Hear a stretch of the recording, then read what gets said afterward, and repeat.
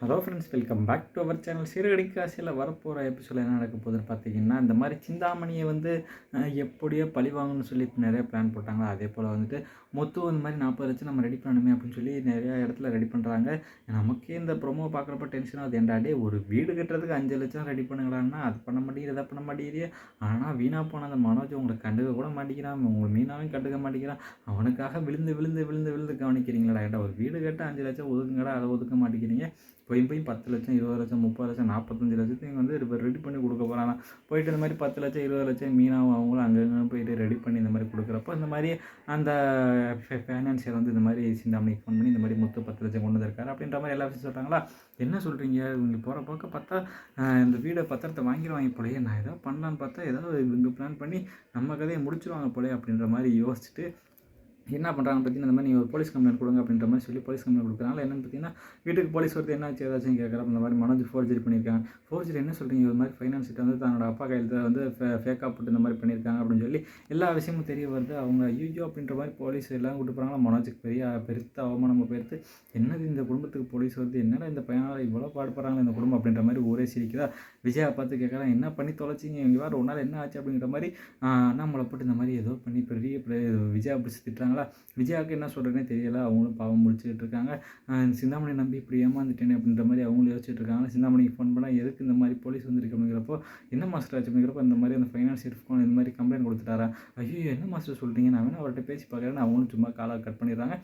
முத்து மீனாவும் ஏதாவது பண்ணலாம் அப்படின்னு சொல்லி யோசிச்சுட்டு இருக்கப்போ நம்ம சொல்கிறாங்க, இந்த மாதிரி நீ தான் முத்து பார்த்துக்கணும், மனோஜ் வீட்டுக்கு வரது உன்னோட கடமை தான் அப்படின்றப்போ சரிப்பா அப்படின்னு இவங்க 2 பேர் பண்ணுறாங்க.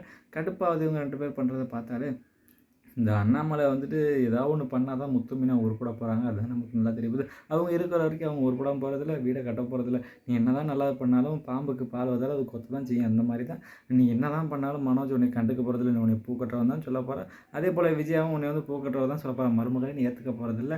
நீ ஏன் இந்த விழுந்து பண்ணுற. சிந்தாமணி தான் அந்த விஷயம்லாம் பண்ணுறாங்கன்னு தெரிய வந்துருதா. தெரிய வந்ததுக்கப்புறம் எல்லாருமே கூப்பிட்டு போய் அவங்கள்ட்ட சொல்கிறாங்க, இந்த மாதிரி நீங்கள் என்ன பண்ணுன்னு தெரியும், கேஸ் ஒழுங்காக வாபஸ் ஆகும்னு சொல்கிறாங்க. அதெல்லாம் வாங்க முடியாது, என்ன பண்ணணும்னு கேட்குறப்போ, நீ என்ன பண்ணு எல்லாத்தையும் எனக்கு தெரியும். நீ இத்தனை வருஷம் முன்னாடி நீ இந்த வேலையில் இருந்திருக்கல, இந்த இதில் வந்து நீ இதாக இருந்திருக்கல, யார் யார் என்னென்ன மிரட்டி என்னென்ன வேலை பண்ணுறது எல்லாமே தெரியும். அவங்களாம் கூப்பிட்டு வச்சு நான் கம்ப்ளைண்ட் ரைஸ் பண்ணேன், நீ ஆயுசத்துக்கு உள்ளே தான் போகணும் அப்படின்ற மாதிரி வந்து மீனா மிரட்டுறாங்களா. உன்னால் முடிஞ்சதை பார்த்துக்கணுன்னே பார்த்துக்கிறேன் அப்படின்னு சொல்லி இந்த மாதிரி போயிட்டு எல்லார்ட்டையுமே இந்த மாதிரி கம்ப்ளைண்ட் எழுதி வாங்கிடுறாங்க. சிந்தாமணியை வந்து இந்த மாதிரி பண்ண போகிறேன்னு சொல்லி இதை வந்து எல்லாத்தையும் ஒரு 5 பேரை கூட்டு 20 நோட்டீஸ் கையில் கொண்டு வராங்க. இந்த மாதிரி நீ யார் யாருக்கு என்ன பண்ணி எல்லாருமே கம்ப்ளைண்ட் கொடுத்துருக்காங்க, இதை கொண்டு போய் நான் போலீஸ் ஸ்டேஷனில் கொடுக்க போகிறேன் அப்படிங்கிறாங்க. போய் கொடுத்துக்க பார்த்துக்கலாம் அப்படின்ற மாதிரி. ஏன்னா அவங்களுக்கு போலீஸ் தான் தெரியும்னா, காசு கொடுத்து கரெக்ட் பண்ணிடுவாங்கன்னு அவங்களுக்கு தெரியும். மீனாவும் அதை போலீஸ்கிட்ட கொடுக்க போகிறதில்ல, நான் வந்து போய் கமிஷனர் ஆஃபீஸுக்கு டேரெக்டாக கொடுக்க போகிறேன் அப்படின்ற மாதிரி சொல்கிறாங்களா. அக்கா கமிஷனர் ஆஃபீஸாக என்னக்கா அது இந்த மாதிரி மிரட்டாலே அப்படிங்கிறப்ப இந்த மாதிரி டக்குன்னு அவங்க கொஞ்சம் பயந்துடுறாங்க. இப்போதைக்கு நம்ம கொஞ்சம் அமைதியாக இருப்போம்க்கா அப்படின்னு சொல்லி அந்த ஃபைனான்சியருக்கு ஃபோன் பண்ணுறாங்க. ஃபோன் பண்ணி இந்த மாதிரி கேஸை வாபஸ் வாங்கிடுங்க அந்த இது அப்படின்ற மாதிரி சொல்கிறாங்க. என்ன மேடம் சொல்கிறீங்க அப்படின்னு கேட்குறப்ப அவங்களோட எல்லா விஷயத்தையும் சொல்லி இந்த மாதிரி பண்ணி அவர் இதே போல் கேஸை வாபஸ் வாங்கிறாங்க. இல்லை சார், நாங்கள் தெரியாமல் இந்த மாதிரி சொல்லிட்டோம், அவர் தான் கையெழுத்து போட்டு கொடுத்துருக்கா, என்ன சார் நீங்கள் அப்படிங்கிற மாதிரி சொல்லி கேஸையும் வாபஸ் வாங்கி சிந்தாமணி மேடம் தான் வாபஸ் வாங்க சொன்னாங்க அப்படின்றப்போ, சரி சரி சிந்தாமணிக்காக விட்றோம் அப்படின்னு சொல்லி தம்பி இங்கே வாங்க அப்படின்னு சொல்லி கேஸை வாபஸ் வாங்கிட்டு அதே மாதிரி மனசு கொண்டு வந்துடுறாங்க.